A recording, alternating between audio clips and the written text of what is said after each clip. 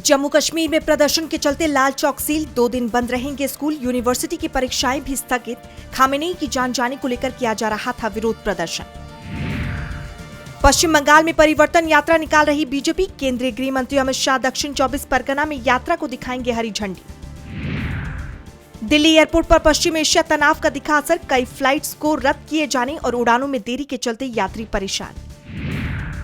अजित पवार के बेटे ने शेयर किया वीडियो, वीएसआर की सभी उड़ानों को रोकने की मांग। वीडियो में वीएसआर के मालिक रोहित सिंह मुख्य पायलट की सीट पर उड़ान के दौरान सोते दिखे। दिल्ली सरकार की कई योजनाओं की शुरुआत करेंगी राष्ट्रपति मुर्मू, इसमें सहेली पिंक स्मार्ट कार्ड, मुफ्त एलपीजी सिलेंडर योजना, दिल्ली लखपति बिटिया योजना और मेरी पूंजी मेरा अधिकार शामिल। भारत दौरे पर कनाडा के प्रधानमंत्री मार्क कार्नी, दिल्ली के होटल लीला पैलेस में विदेश मंत्री एस जयशंकर से की मुलाकात, कई मुद्दों पर हुई चर्चा।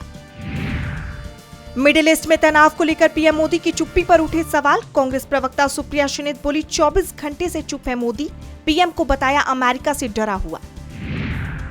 आरजेडी के एनडीए पर बड़ा हमला, कहा फर्जी निकले स्पेशल ट्रेनों के बड़े बड़े दावे, नीतीश को केवल अपनी कुर्सी की चिंता।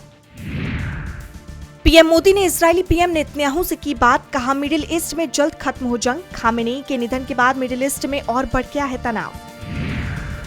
नेपाल में होने वाले चुनाव के मद्देनजर आज से 5 मार्च तक सील रहेगी भारत नेपाल की सीमा, आवाजाही रहेगी प्रतिबंधित, सुरक्षा के किए गए हैं कड़े इंतजाम।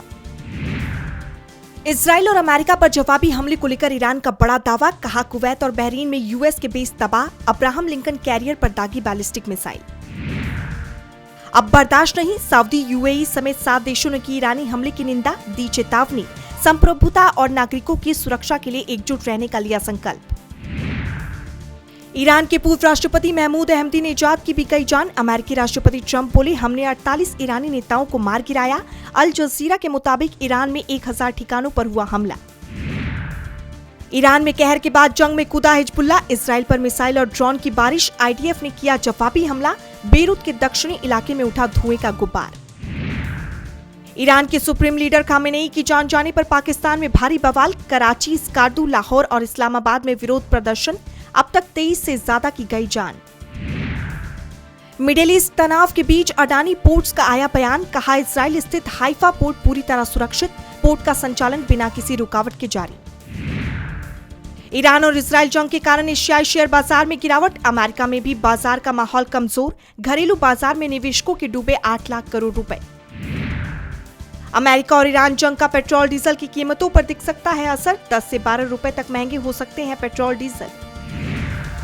सरफा बाजार में तेजी, चांदी की कीमत 10,460 रुपए बढ़कर 2,92,000 रुपए प्रति किलो पर पहुंची, जबकि सोना का भाव 5,260 रुपए बढ़कर 1,67,000 रुपए प्रति 10 ग्राम पर आया।